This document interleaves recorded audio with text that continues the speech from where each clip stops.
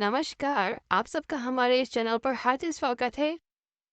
आप सब तो संत आसा बापूराम जी को तो जानते ही होंगे कि वो कैसे अपने साधकों को आ- समय समय पर लौकिक और परलौकिक बातों का ज्ञान देते रहे हैं और उनका मार्गदर्शन करते आए हैं। संत आसाराम बापू जी ऐसे बहुत से कार्य करवाए हैं जिनका समीकरण देना बहुत ही मुश्किल है, और उसी में एक ऐसा कार्य है जो गरीब लड़के लड़कियों का विवाह करवाया। जो शादी हम अक्सर लोग लाखों करोड़ों में खर्च करके करते हैं, वही उन्होंने 100-200 में ही उनकी शादियां करवाई। और खराठी और बराती दोनों को बड़ी सहजता के साथ ये समझा दिया कि बहुओं को किस प्रकार उन्हें रखना चाहिए। तो चलिए आगे हम संत आसाराम बापू जी की जुबानी सुनते हैं। वर कन्या सावधान। ओम मंगलम भगवान विष्णु मंगलम गरुड़ध्वज मंगलम पुंडरीकाक्षाय सर्वमंगलाय तनोहरि। कन्या लक्ष्मी रूपा, कन्या पहरा दे। वर नारायणो हरि। वर पहरा दे। हरिर्दत्तम इदम दानम दाता शांति करो भवे। ओम स्वस्त्यस्तु ते कुशलमस्तु चिरायुरास्तु। आप स्वस्थ रहें, कुशल रहें, चिर आयु आपकी हो। गोत्राभिवृद्धि धन धान्य समृद्धि। पुत्र पौत्र धन धान्य और समृद्धि रहे आपके जीवन में। ऐश्वर्यमस्तु बलमस्तु रिपुषयोस्तु। आपके जीवन में ऐश्वर्य रहे, बल रहे, और आपके जो दुश्मन भीतर के विकार अहंकार वो आपके लगाम में रहे, और बाहर के शत्रुओं पर भी आपका दबदबा रहे। वंशे सदैव भवतां हरि भक्तिरस्तु। आपके वंश में सदा भगवान की भक्ति, कल्याणकारी सब सुखों की खानी भगवान की भक्ति आपके कुल खानदान में परंपरागत चलती रहे। ओम धन्यम धनम बहु गुरु भक्ति लाभम। धन धान्य और बहुत गुरु भक्ति लाभ आपके जीवन में हो। शत संवत्सरम दीर्घम आयु। आप 100 साल जिए, दीर्घायु के धनी बने। ओम यज्ञेन यज्ञमय जंत देवा स्थानि धर्माणि प्रथमान्य सान्यम तेन नाकं महिमानं सचंत्र यत्र पूर्णे स्वाध्याः। द्योर शांति अंतरिक्ष शांति आप शांति औषधय शांति सर्वगुण शांति। ओम शांति शांति शांति। आप जो ये बराती बैठे हैं, थोड़ा मेरे को पीठ दे के घूम जाओ, हाथ जोड़ के उनका आशीर्वाद ले लो। आप लोग शुभकामना आशीर्वाद दो, इनके जीवन में भगवान की भक्ति प्रीति रहे, फिसले नहीं, और फिसले तो हिम्मत ना हारे, अपने बल पे उठे। आशीर्वाद दो इनको, ये आप ही के बच्चे हैं, सपूत रहे, और इनके कुल खानदान में पवित्र भक्त और सपूत है। अब मेरे तरफ देखो। हरिओम नारायण नारायण नारायण। श्री राम और लखन भरत शत्रुघ्न विवाह करके जब आए तो दशरथ राजा से कौशल्या ने उस बारात का, उस शादी विवाह का विवरण सुनना चाहा। दशरथ सुनाते गए।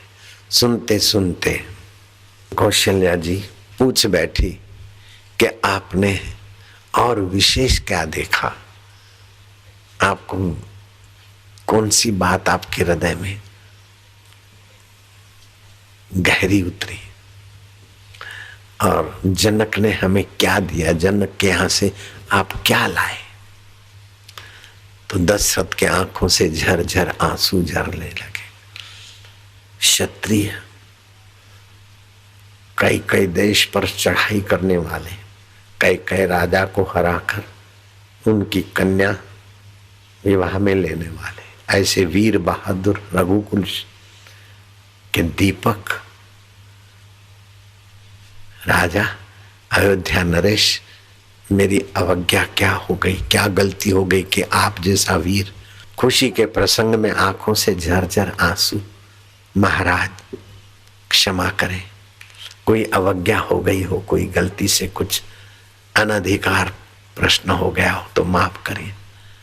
आप स्वस्थ हुई, आप एकदम भाव में आकर अश्रों की धारा से आप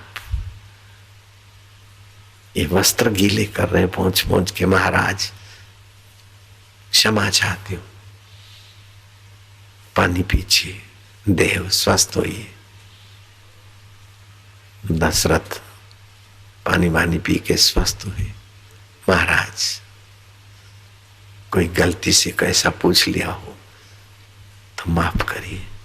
बोले नहीं कौशल्या, तुमने क्या देखा, जनक ने आपको क्या दिया, तो हमारे पास क्या कमी है। बोले महाराज मैंने इस दृष्टि से नहीं, जनक ने तो अपनी सुपुत्री दी, कन्या पक्ष वालों ने तो अपनी कन्याएं दे डाली, अपने हृदय के टुकड़े दे डाले, भौतिक चीज क्या दी नहीं, उनके आचरण से आपके चित्त को उन्होंने क्या दिया। बोले उसी के लिए मेरे को आंसू आ रहे थे कि जब विदाई दी तो उनको देखते ही मेरा हृदय द्रवित हो गया था। चारों बेटे हैं, मुझे बेटी होती तो पता चलता कि पिता माता के दिल से क्या गुजरती है। और कन्या 18-20 साल तक जिस घर में पली पोसी, उस घर को छोड़कर पराये घर को अपना मानने को चली, अपने घर को तिलांजलि देने चली। शादी के पहले तो बोलती थी हमारा घर है, और शादी के बाद बोलती है वो तो मेरे भाई का घर है, मेरे माँ बाप का घर है, मेरा ये घर है। भगवान ने हमें कन्या दी होती तो कन्या की विदाई का हमें एहसास होता था। अब मैं तुझसे पूछता हूं कौशल्या महारानी, इन कन्याओं को, बहुओं को तू कैसे रखेगी।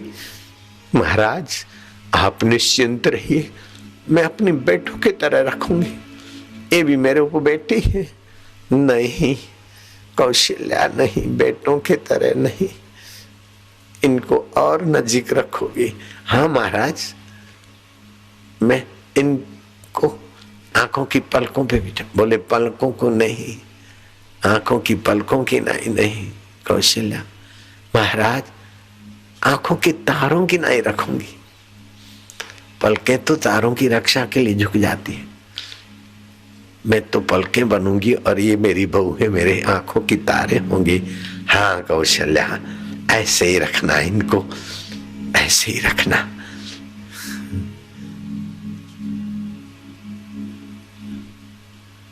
दशरथ जी वशिष्ठ मुनि के सत्संगी थे, जानते थे अपने वालों से न्याय, दूसरों से उदारता। कन्याएं बहू के रूप में आई, किसी की कन्याएं थी, मेरी बहू है। कौशल्या कहती कि महाराज उन्होंने क्या दिया उसका मतलब आपके हृदय पर उनका क्या भाव पड़ा, तो मैं इसीलिए द्रवीभूत हो गया था। कौशल्य राजा जनक और मैनावती ने जब अपनी कन्या सीता को विदाई दी तो मानो उनके हृदय का टुकड़ा हम लेकर आ रहे। उन्होंने कन्या तो क्या दी, अपना हृदय भी दे दिया। मुझे सुमरण आता कि काश हमें बेटी होती तो पता चलता। अब तुम इनको रखना अपनी आंखों के तारे जैसे, तुम पलके बन जाना, इनको कोई गर्म हवा लगे तो तुम इनकी रक्षा में, इनके ऊपर कोई भी कष्ट आए तो कौशल्या तुम लोग इनके आगे आना है। ये बच्चियां उन माँ बाप की औलाद है जिन्होंने इन्हें पाला पोषा और हमें दान में दी हुई चीज है, इनका तुम।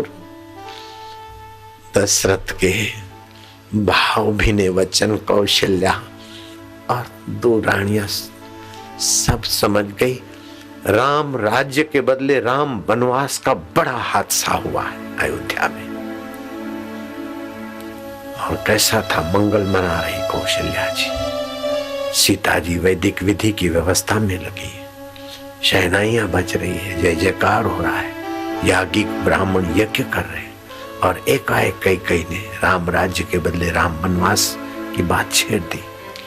राम जी वनवास कितना बड़ा हादसा, लेकिन किसी बहू ने सासू को उलाहना नहीं दिया और किसी सासू ने बहू को उलाहना नहीं दिया।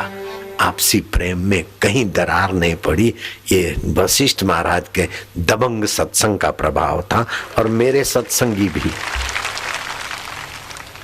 उनको देखकर मुझे बड़ा संतोष और खुशी होती है।